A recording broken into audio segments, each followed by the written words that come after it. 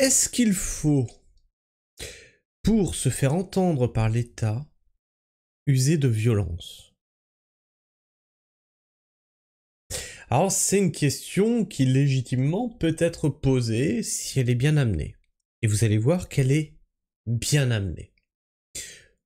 Bon, seulement moi vous savez, hein, je suis pas pour la violence, je suis plutôt pour le débat, etc. etc.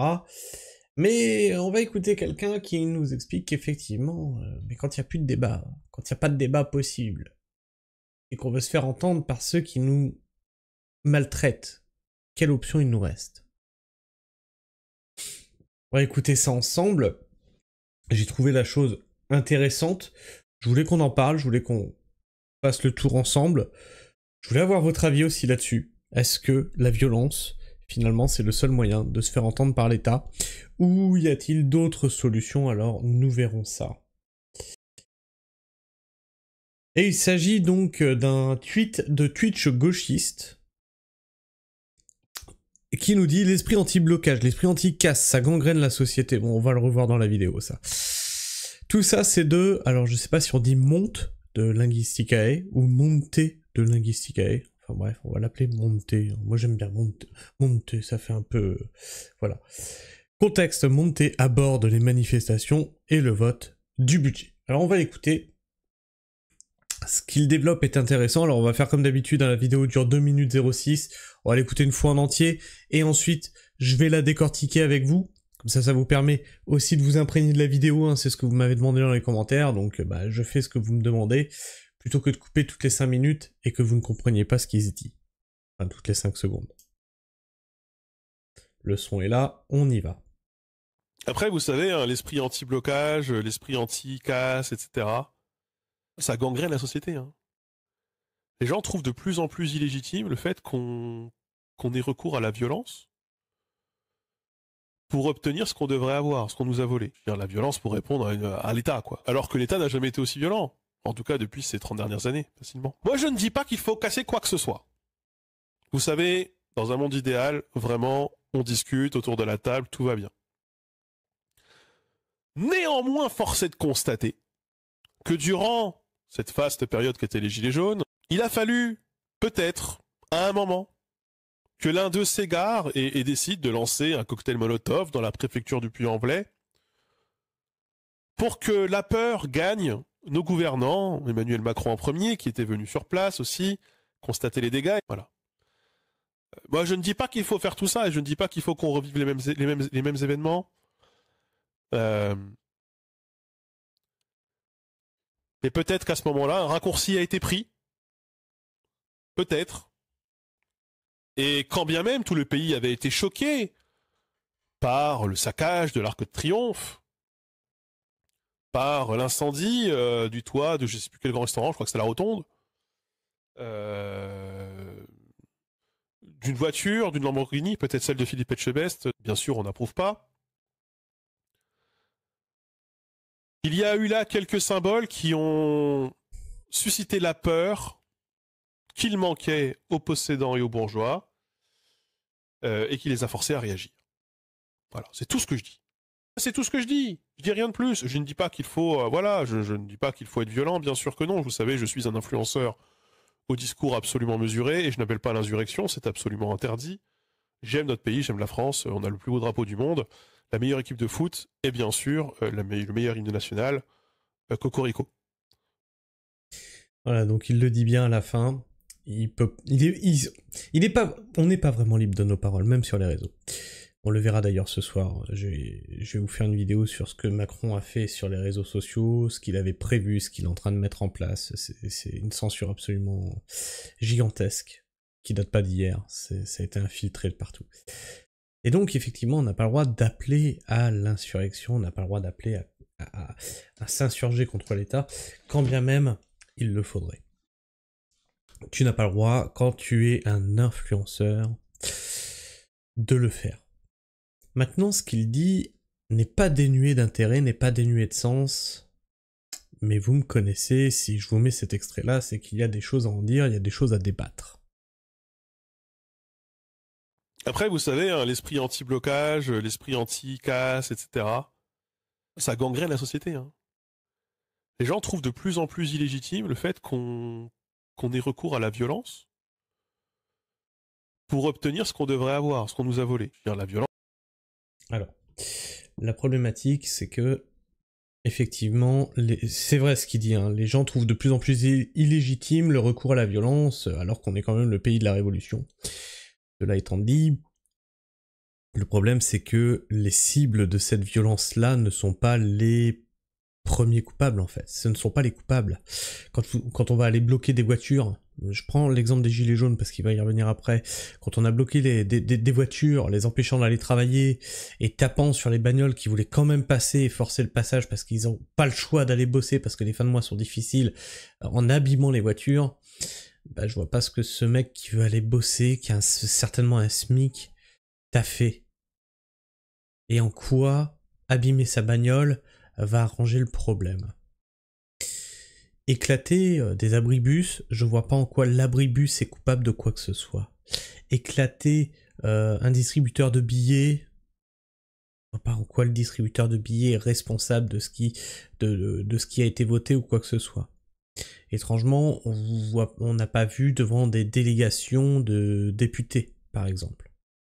Il y a eu quelques incidents devant des préfectures qui étaient à la marge.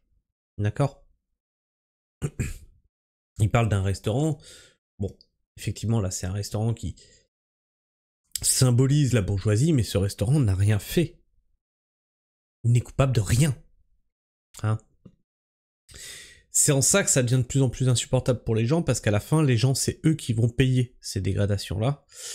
Alors que la cible même vers laquelle devrait être dirigée cette violence, ben, elle n'y est pas en fait. On ne cible pas les bonnes instances. Sauf, on va l'évoquer, ce fameux truc au Puy-en-Velay. Violence pour répondre à l'État, quoi. Alors que l'État n'a jamais été aussi violent. En tout cas, depuis ces 30 dernières années, facilement. Moi, je ne dis pas... Ça aussi, l'État n'a jamais été aussi violent depuis ces 30 dernières années, je suis entièrement d'accord avec ça, et on note qu'il y a une montée d'armement, etc., pour faire du maintien de l'ordre. Bon, quand on a acheté 27 Centaures, on peut se dire que on est sûr que on s'attend à ce que le peuple se soulève parce qu'on va faire de la merde, quand même. Merde.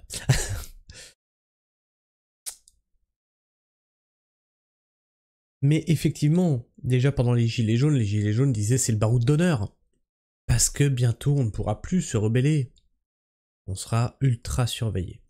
Alors ce qui avait été proposé pour le 10 septembre, à la base, par Nicolas Kipeil, c'était de ne pas sortir, ne pas manifester, ne pas bouger. Pourquoi ? Parce que regarde, sans violence, sans rien casser, sans quoi que ce soit, parce que justement ça énerve les gens. On reste tous chez soi. On ne consomme rien. Rien.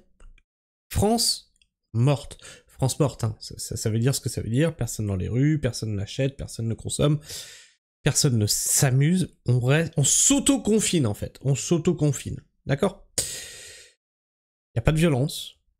Si l'État veut faire usage de violence, c'est-à-dire de venir nous chercher chez nous, nous obliger à aller travailler, ça va faire un scandale monstrueux.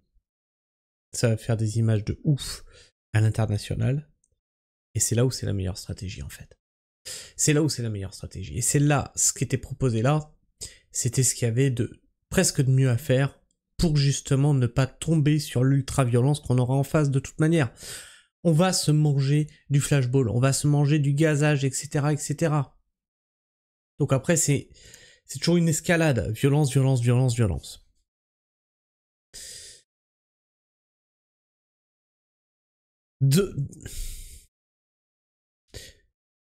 On va continuer parce que je voudrais qu'on parle des révoltes agricoles. Et il va parler d'un truc après. Pas qu'il faut casser quoi que ce soit. Vous savez, dans un monde idéal, vraiment, on discute autour de la table, tout va bien. Néanmoins, force est de constater que durant cette faste période qu'étaient les Gilets jaunes, il a fallu, peut-être, à un moment, que l'un d'eux s'égare et décide de lancer un cocktail Molotov dans la préfecture du Puy-en-Velay pour que la peur gagne nos gouvernants, Emmanuel Macron en premier, qui était venu sur place aussi, constater les dégâts, voilà. Moi, je ne dis pas qu'il faut faire tout ça, et je ne dis pas qu'il faut qu'on revive les mêmes événements. Euh, mais peut-être qu'à ce moment-là, un raccourci a été pris. Alors, est-ce que réellement un raccourci a été pris ?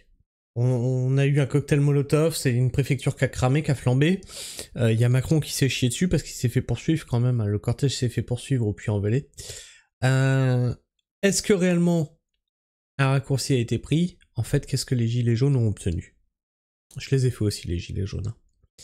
Cahier de doléances. Ah, super, on va pouvoir écrire des trucs sur un cahier de doléances. Le grand débat national, rappelez-vous. Et après, rien. Malgré toute cette violence, malgré des bâtiments administratifs qui ont brûlé, malgré un Fenwick qui a défoncé la porte du ministère de je sais plus quoi, rien. Rien de rien. Il y a eu quand même une ultra-violence. Alors je voulais en revenir aux agriculteurs, parce que les agriculteurs sont équipés quand même de grosses machines, on est d'accord. Niveau violence, ils pourraient en faire bien plus montre que ce qu'ils font actuellement. Et des fois, il y a des débordements, ils font montre de violence. Et au final, ils obtiennent quoi ? Rien. C'est pour ça qu'en fait, il y a une espèce de rejet de l'utilisation de la violence, parce qu'à la fin, on n'obtient rien. Pour de vrai, quoi qu'il arrive. Que tu sois violent ou pas violent, à la fin, tu n'obtiens rien. Donc ces dégradations ne mènent à rien. Si encore, tu te disais, ok, on a dégradé, on va payer, mais on a quand même gagné quelque chose derrière. Mais non, à chaque fois on se fait baiser, c'est-à-dire qu'on paye les réparations et on n'a rien obtenu en fait. Peut-être. Et quand bien même tout le pays avait été choqué par le saccage de l'Arc de Triomphe, par l'incendie du toit de je ne sais plus quel grand restaurant, je crois que c'était la Rotonde, d'une voiture, d'une Lamborghini, peut-être celle de Philippe Etchebest, bien sûr on n'approuve pas. Il y a eu là quelques symboles qui ont suscité la peur qu'il manquait aux possédants et aux bourgeois. Bien sûr, là je suis d'accord avec lui, il y a eu une peur. À un moment, il y a eu une peur au niveau de la bourgeoisie. Elle s'est affolée, elle s'est dit merde, là le peuple, c'est dangereux pour nous. Depuis, hein, ils ont verrouillé les réseaux, ils ont commencé à verrouiller les réseaux, ils ont commencé à verrouiller nos libertés, ils ont commencé à verrouiller les médias, etc. Hein. Des symboles qu'on brûlait, effectivement, les symboles de la bourgeoisie, voilà, les Lamborghini, etc., etc. Encore une fois, est-ce que ça a mené à quelque chose ? À rien. À rien de rien. Alors,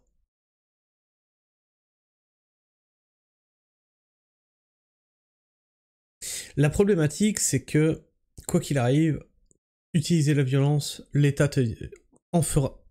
Il va justement attendre cette violence. Il va même l'inciter, cette violence. Pour dire, ben voilà, on est obligé de mater la révolte, parce que force doit rester à la loi. C'est leur grande phrase, ça, rappelez-vous. Force doit rester à la loi. Mais vous avez un État totalitaire... Enfin, tout le monde me dit, mais non, Christophe, on n'est pas en dictature, mais je sais pas ce qu'il vous faut, vous. On décide une fois tous les 5 ans de qui va nous donner les coups de fouet. C'est tout ce qu'on décide, en fait. Hein. On décide pas de notre bienfaiteur. C'est le mec qui va te filer les coups de fouet. C'est-à-dire que là, c'est comme s'il y avait des souris qui avaient le droit tous les 5 ans, tu vois, des petits rongeurs qui avaient le droit tous les 5 ans, d'élire celui qui allait les représenter. Et c'est des chats. Ah oui, mais t'as le choix. Ou le chat blanc, ou le chat roux, ou le chat gris, ou le chat noir. Choisis. T'es sûr qu'ils vont pas se battre pour toi? Ils vont même tout faire pour te bouffer. Mais t'as le choix. Les élections, c'est une fraude. J'arrête pas de vous le dire. Et qui les a forcés à réagir. Voilà, c'est tout ce que je dis. C'est tout ce que je dis. Je dis rien de plus. Je ne dis pas qu'il faut, voilà, je ne dis pas qu'il faut être violent. Bien sûr que non. Vous savez, je suis un influenceur. Bon, là on est sur la fin. Il fait oui, attention, attention. Oh. Mais aussi pourquoi il dit attention, parce que vous allez voir dans les commentaires, c'est assez rigolo. On a Cassius Lady qui nous dit « J'aime bien son contenu, mais lui, je l'imagine vraiment avec des collants en train de boire un thé et donner des leçons de militantisme pendant qu'il a le cul bien au chaud sur son sofa en écoutant du clavecin. » Si ça se trouve, c'est un black bloc, tu sais pas. Hein.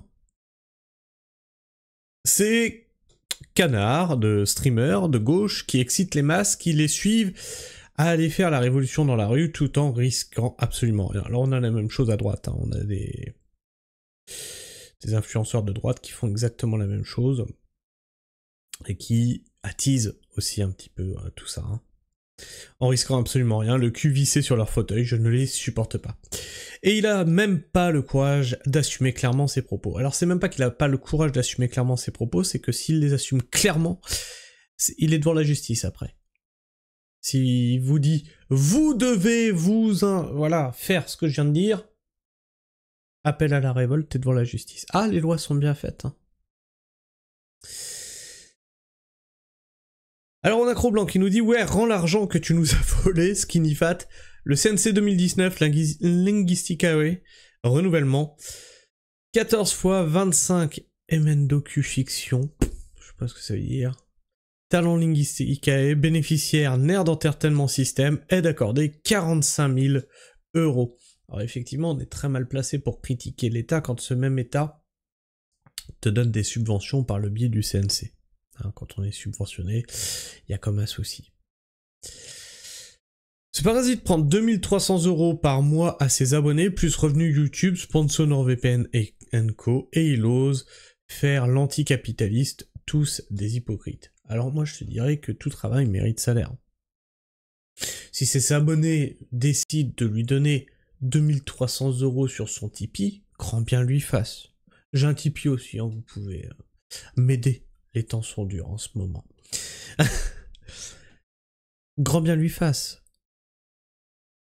Tu peux pas reprocher à des abonnés de faire un don. Hein. Que YouTube le rémunère, ben c'est normal.